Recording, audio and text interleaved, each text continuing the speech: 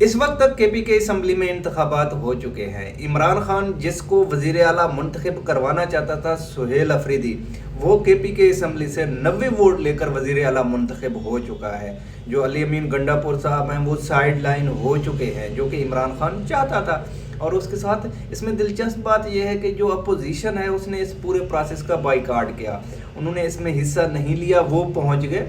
Peshawar high court میں۔ اور ساتھ میں گورنر صاحب نے بھی ایک پھڈا ڈال دیا ہے، اس نے کہا ہے کہ یہ جو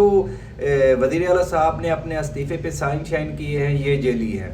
یہ جو ہے نا میں اس کو ریجیکٹ کرتا ہوں۔ وزیر اعلیٰ صاحب دوبارہ جو ہے نا اپنا استعفیٰ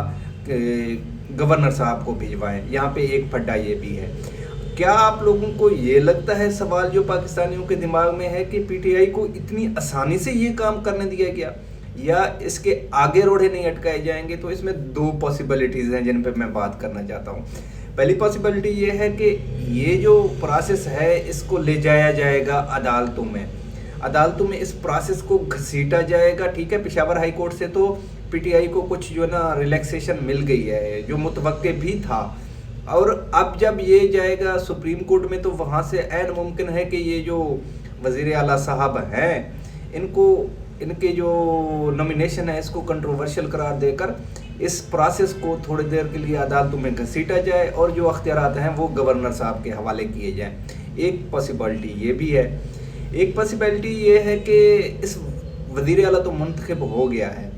اب ظاہر سی بات ہے وزیر اعلیٰ فرد واحد تو ہے کچھ نہیں، وزیر اعلیٰ نے چلنا ہوتا ہے بیوروکریسی کے ساتھ، جس میں جو ہے نا ایڈمنسٹریٹو بیوروکریسی ہے، جس میں جو ہے نا سیکورٹی فورسز کی بیوروکریسی ہے، اور اس میں اس سے ایک اہم فیکٹر جو ہے نا ظاہر سی بات ہے اسٹیبلشمنٹ یا پشاور میں موجود سیکٹر کمانڈر ہے۔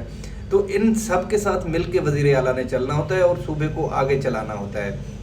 اگر وزیر اعلیٰ بن جائے، یہ ساری چیزیں اسے سپورٹ نہ کریں، تو وزیر اعلیٰ فرد واحد کچھ بھی نہیں ہے۔ اب بظاہر یہی لگتا ہے جس طرح سے جو ہے نا ایک بیانیہ بنایا گیا،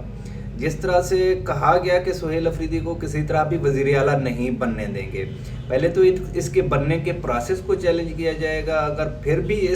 وہاں سے وہ نکل جاتے ہیں کسی صورت سے، وہ وزیر اعلیٰ منتخب ہو جاتے ہیں کیونکہ ان کے پاس ووٹ تو ہیں، یہ ایک جینون سی حقیقت ہے، پھر بھی اگر وہ جو ہے نا اس پہ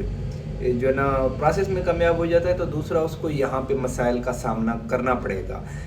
پھر کسی نہ کسی صورت میں جا کر اسے علی امین گنڈا پور بننا پڑے گا صوبے کو چلانے کے لیے،